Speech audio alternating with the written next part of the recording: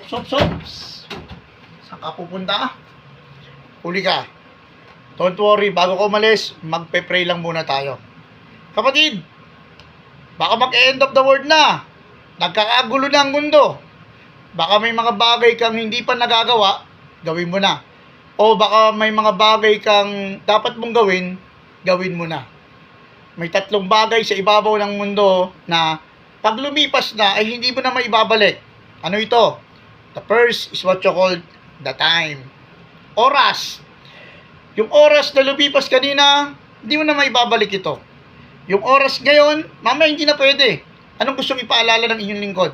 Hanggat may oras pa, gawin mo na. Kung yung anak mo, maliit pa, kargahin mo. Kung hanggat pwede mo pa siyang ikis mo. Kung kaya mo pang ipasyal mo. Kasi, pag lumipas yung time, hindi mo na pwedeng maibalik. Pag mga nagdalagahan na yan, nagiging 20 years old yan, hindi mo na pwedeng kargahin yan.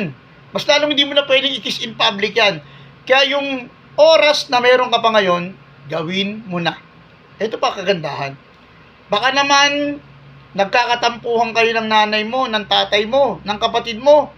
Aba kapatid, this is the right time. Puntahan mo na, balikan mo na. Baka mamaya biglang magkagera, baka mamaya magkagulo ang mundo. Baka mamaya it's the end of the world na. Baka hindi mo magawa. Kaya nire-remind ka ngayon, gawin mo na. Sayang ang time. Kaya nga sabi nga dito sa Mateo 5:23, kaya kung magkakandog ka sa Diyos at malaman mong may sama sa iyo ng loob ang iyong kapwa o kapatid, iwanan mo muna ang iyong handog sa harap ng dambana at magpakasundo sa kanya, saka ka magbalik at maghandog sa Diyos. O, baka may tampuhan, baka may samaan ng loob. This is the right time. Puntahan mo na. Huwag ka lang mahiya. Tanggalin mo na muna yung pride. Alisin mo na muna yan. Baka yung misis mo, katampuhan mo, yung mister mo. Ang tagal mo ng boyfriend yan, ang tagal mo ng girlfriend yan. Sasayangin mo pa ba sa pride? This is the right time. Ito yung pagkakataon. Puntahan mo na. Huwag ka nang mahiya. Or, baka hindi mo nasasabihan yung misis mo ng I love you. This is the right time. Sabihin mo sa kanya, I love you. Pag nagtaka siya, bakit nag-I love you ka? Sabihin mo, napakinggan mo yung mabuting balita sa paalala sa iyo ni Brother Aldi.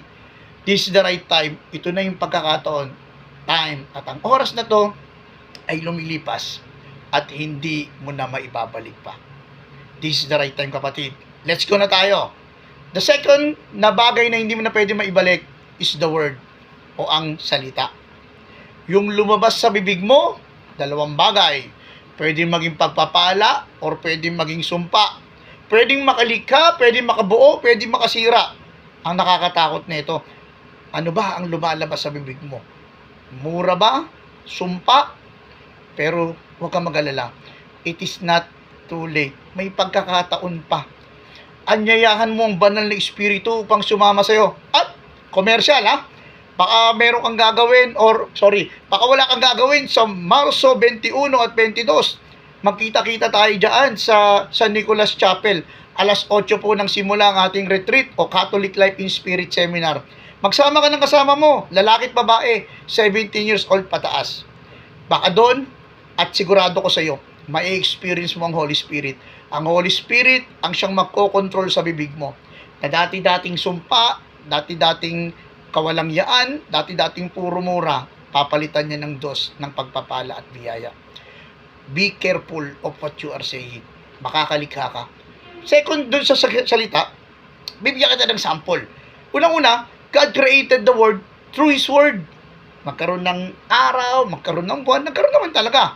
Magkaroon ng lupa, magkaroon ng hayop, lahat yan nalikha ng Diyos sa pamamagitan ng salita. Pero, ang tao, hindi, special yan. Sapagkat hinulma niya sa alabok at kanyang hiningahan. Pero anong paalala? Ang lahat ng bagay, maliban sa tao, nilikha ng Diyos sa pamamagitan ng salita. Kaya tayo, bilang tao, may kapangyarihan tayo makalikha. Kung anong sasabihin mo, yun ang mangyayari sa buhay mo. Pansinin mo pag may sakit ka, magkakasakit yata ako, magkakasakit ka talaga. Yung mahuhulog na bata, di ba? Sasabihin mo mahulog yung bata, anong nangyari? Nahulog yung bata. Bakit? Power of the word. Anong dapat sasabihin?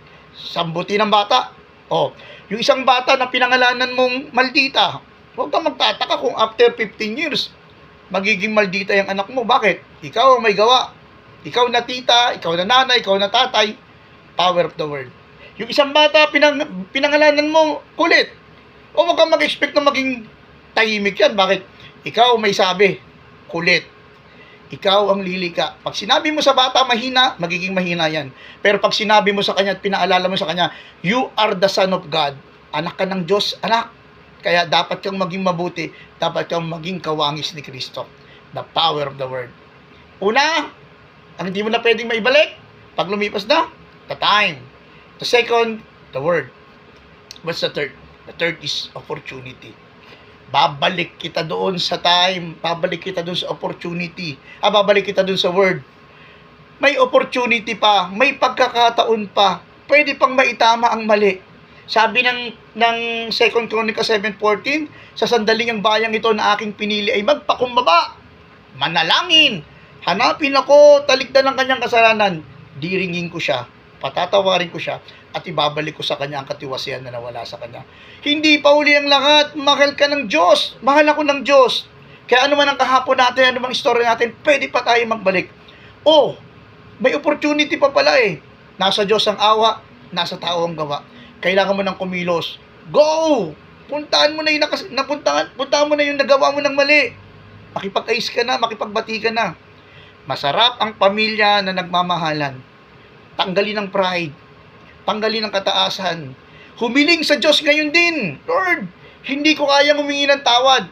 Pero sa biyaya at grasya mo, makakayanan ko. Lord, nagkamali ako doon sa pagbabansag ko sa anak ko. Hindi pa uli ang lahat. Pwede pang itama. Lapitan mo, puntahan mo, yakapin mo. Say sorry, say I love you, say mahal ka ng Diyos anak. Kaya mahal din kita. Ipaalala sa mga tao, maging ilaw, maging asin, maging libadura, at maging tali tayo na kayang magbigkis ng mga kapatid natin para maging daluin at instrumento ng pagpapala. It is not too late. May pag-asa pa. At hayaan mo kapatid, sa araw na to, yan ang panalangin natin. Ipapanalangin natin yung mga pamilyang nasisira dahil sa pride, dahil sa galit, mga pagkakaibigan na nasira ngayon, mga time na lumipas na sayang. Oh, baka may pagkakataon kang ipasyal yung anak mo. Ipasyal mo na mamaya, ha? Punta kayo ng, kahit dyan lang kayo sa Guadalupe. Kain lang kayo ng or magkape lang kayo 7-Eleven. Sayang ang oras. Sayang ang opportunity. At yung word na nawala sa'yo, nawa, simula sa oras na to, gagamiting instrumento at daluyan ka ng pagpapala.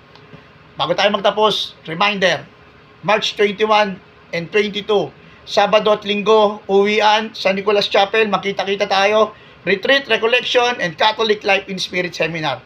Samahan mo ko sa panalangin, sa pangalan ng Ama, ng Anak, at ng Espiritu. Amen. Lord, thank you for your wonderful message, na dapat huwag namin sayangin yung opportunity. Kung namiss namin yung time, it's not too late. Simula sa oras na to, Lord, kakargahin ko na yung anak ko. Ikikis ko na. Miss na nagsiselfone ako, makikipaglaro ako sa kanya. Lord, simula sa oras na to, ikikis ko yung misis ko. I will say, I love you, I love you, I love you. Pupuntahan ko si nanay, tatawagan ko kahit nasa probinsya siya. Sasabihin ko sa kanya, Nay, namimiss na kita, tatay, namimiss na kita. O, alam ko Lord, hindi mo ako pababayaan. Hindi mo hahayaan na magka-regrets ako sa buhay. Ipaparanas ko muna sa mga taong mahal ko na mahal ko sila. At alam ko Lord, in return, mararamdaman ko rin yung pagmamahal nila sa akin. At lalong-lalo na mararamdaman ko Lord ang pagmamahal mo. Lord, gamitin mo ang aking labi, maging instrumento at daluyan ng pagpapala. At isinusuko ko na po lahat ng ito na may pagpupulot pa salamat sa matamis na pangalan ni Jesus, aming Panginoon. Amen and amen. The Father, Son, the Holy Spirit. Amen. Muli-muli, kapatid, napakapalad mo sapagkat nahuli ka ni Kristo. At ito po ang inyong CSPO ng Makati City Police Station, Police Executive Master Sergeant Brother Aldimones, nagsasabi at nagpapaalala, huli ka. Nahuli ka ni Kristo. Bye-bye!